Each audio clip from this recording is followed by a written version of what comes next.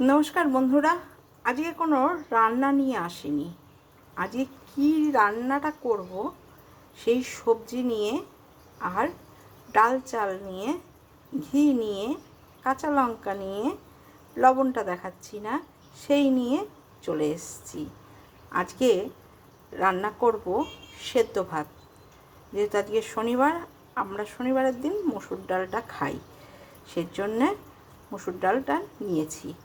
আজকে সেদ্ধ ভাতে সব কিছু কেটে কুটে নিলাম, ধুয়ে পরিষ্কার করে রাখলাম, পরে বসাবো, গরম গরম খাওয়া হবে।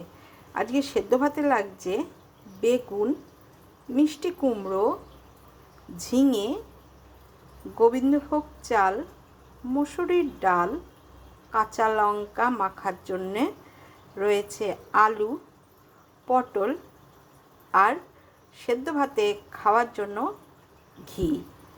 এটা গরম গরম খেলে খুবই ভালো লাগবে, সেজন্য শুধু সবজি নিয়ে চলে এসেছি। ভালো লাগলে পুরো ভিডিওটা দেখে একটা লাইক কমেন্ট করবেন। ধন্যবাদ।